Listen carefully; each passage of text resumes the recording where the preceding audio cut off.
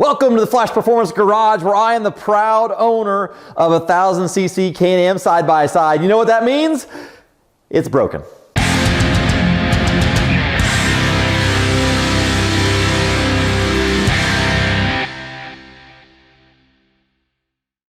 So I wanted to do some maintenance. This is a new machine to me, and I wanted to replace the belt. I got in there and started looking at it, and the belt is pretty ate up. It looks like it had been spinning without the wheel spinning, so it just burnt up part of the belt. So it's time to replace it. No big deal.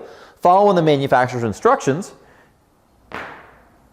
on the rear clutch, you're supposed to put a bolt in here, and then that would thread in, and that would separate the two plates to be able to get the belt out. So I followed the directions, and one screw stripped. Okay, so I went ahead and put two of them in. So I put one in over here and one over here. And one screw got really crooked and stripped out, and then the other one stripped out. So I have all my bolts stripped out now, and I can't get the belt off. So I had to take the actual bolt out of the front to be able to get the clutches separated to be able to get the belt and everything off.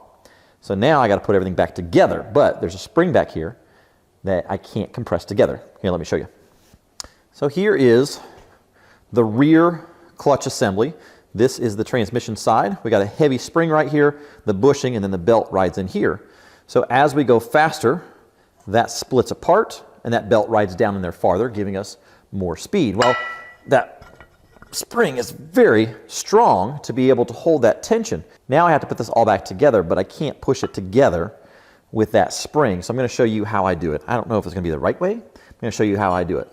So first thing I got to do is I have to fix these holes here.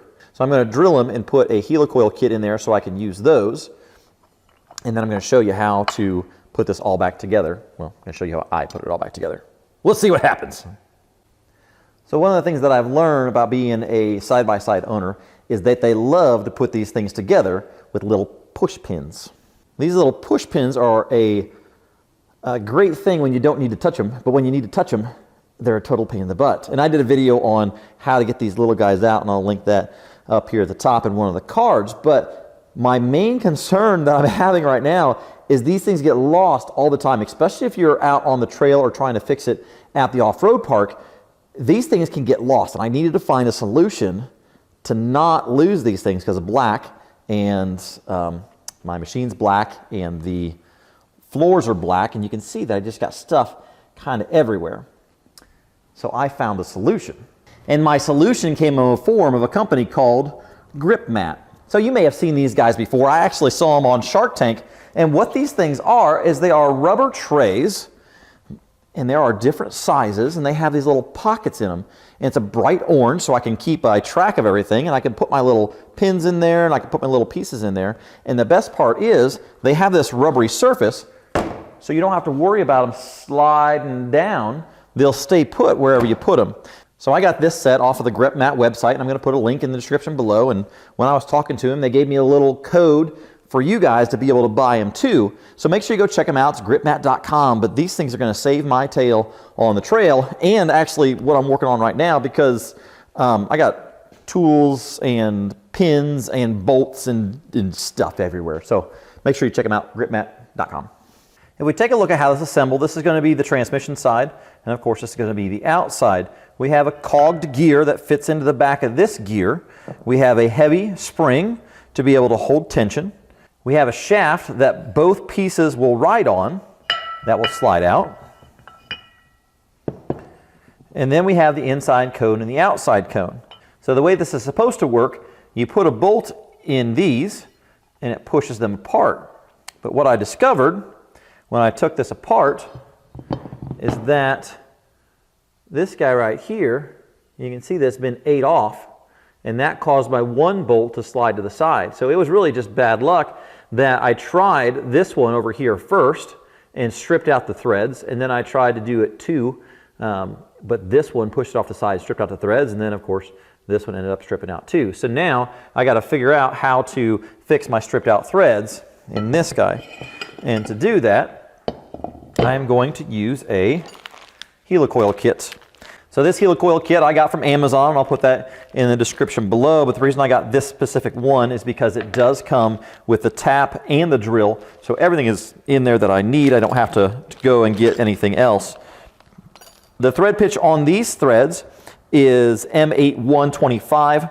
And I didn't want to go to a bigger thread size because as I looked at this, there's just not a lot of meat around them. So I really need to keep the same thread size. This is going to be our installer tool. There's a little slot down here at the bottom that catches the tang so we can screw those into the new threads. And then this is going to be our breaker tool. So this is what we will use to shove down in there and break the little tang so our bolt can go all the way through. This has all the pieces we need. There's my new helicoils that are going to go in the threads. So it should be a pretty simple process. Our first step is to drill it out with the oversized drill bit. I'm just going to set this on my mini mill here. That way I know I can control the up and down of it and go nice and slow.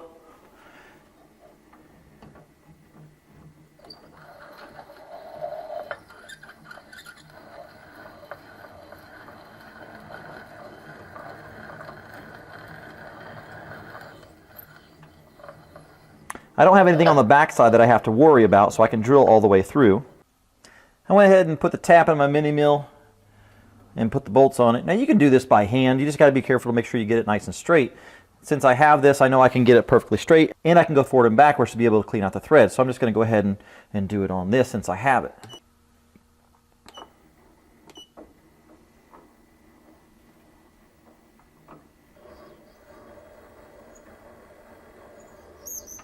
Come on, take it.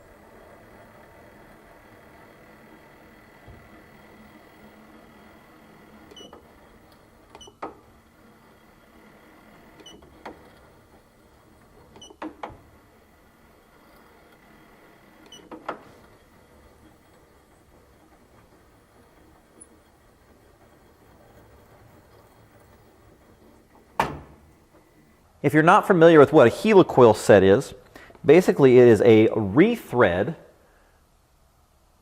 for inside a bolt hole that has been stripped out.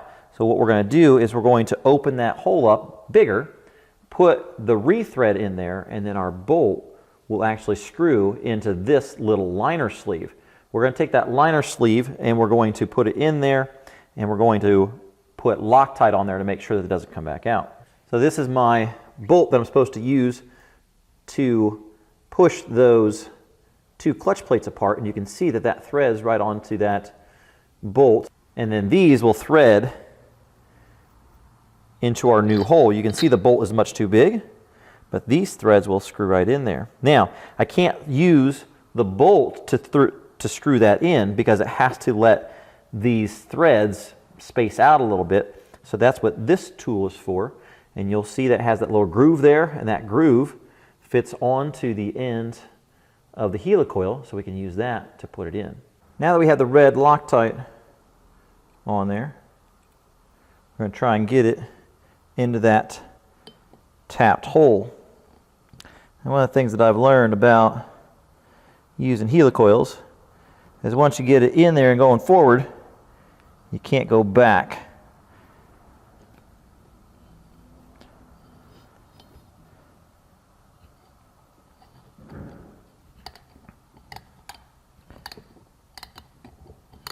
We're going to thread it down till the helicoil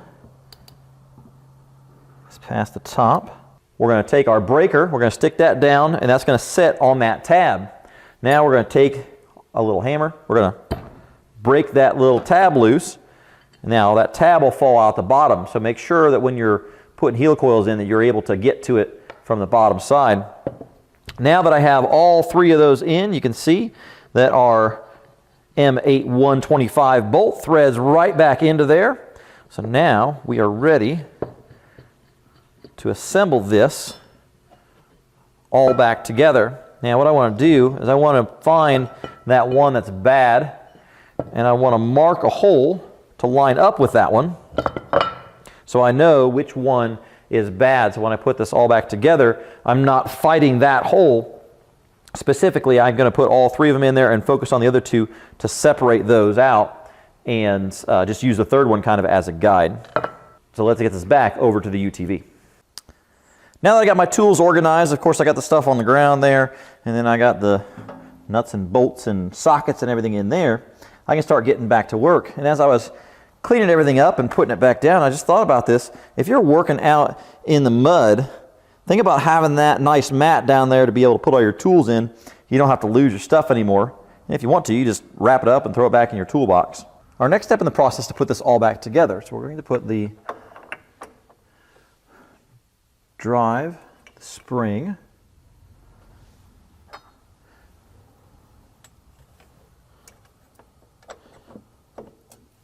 shaft, and you'll notice that I don't have a whole lot of room to put the rest of the clutch back on because I got to press all that together at the same time. So what I'm going to do,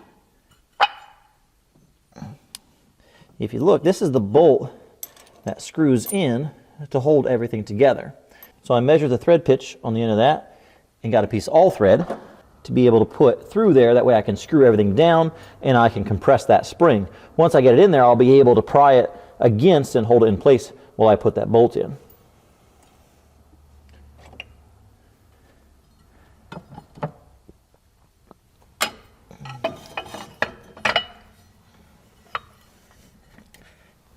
I need to add a bigger set of washers because the bearing is bigger than the original wash that I had on there.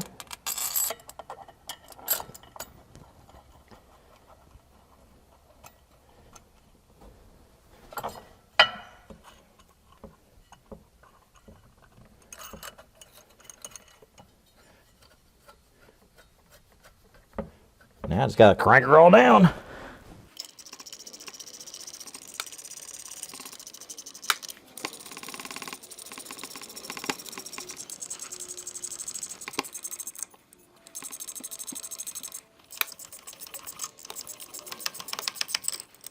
Now that I have it all the way bottomed out with the piece of all thread, I'm going to take the original bolt. I'm going to apply some blue Loctite to it just to make sure that guy doesn't back out. I got my pry bar in here wedged against the actual pulley itself. That's going to hold the spring assembly together, and I'm going to back this out, take the all thread out, and then replace it with the original bolt. It all sounds good. Let's see what happens. Apply pressure. Release.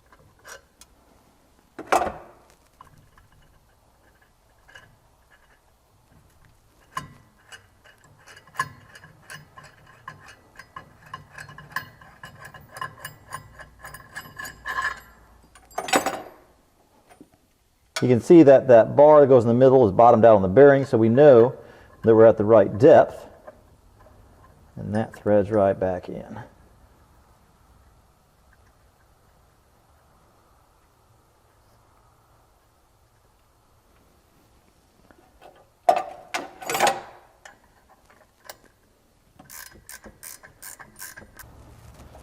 And she stays where she's supposed to be. Now that I got both pulleys back on, I got to get the belt on.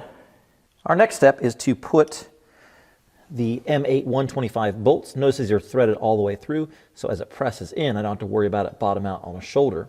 I did mark that one hole that had a little bit of a slant to it, so I'm going to focus on these other two to separate this apart so I can get the belt in it. We're just going to thread these right in until it bottoms out.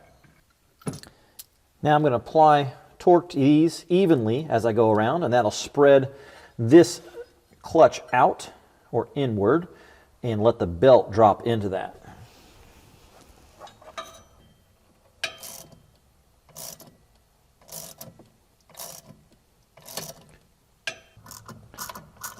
Okay, now that I got that fully spread, I can go ahead and put the new belt on. Now this one I got from Super ATV, and one of the tricks about this is you always want the belt to go the same direction. So we're going to put it so the numbers are facing me, and that way, if I ever have to take it off, I know exactly which way it goes back on.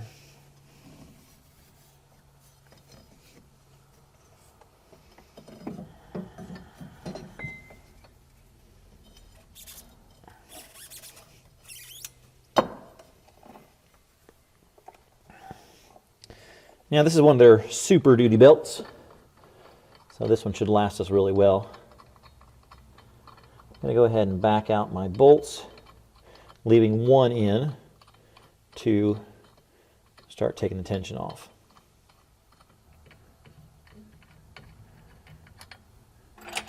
So now I can turn this over, and that'll start running that belt to the top again. Just like that. And we got perfect tension. It should be sticking up just a little bit above this clutch assembly, and it is doing that. So we are all set to put that cover back on. Thanks for watching. I hope you learned something. Trying to figure stuff out as I go, and I hope that this will help you if you have the same issues that I did. Make sure you check out Grip Mat. I put all the information in the description below, along with a link to save you some extra money when you buy your set. So make sure if you're going off-road that you have a set of these, just in case you have to work on it like I seem to always have to do. I'm Chad from Flash Performance. We'll see you next time. Thanks for watching.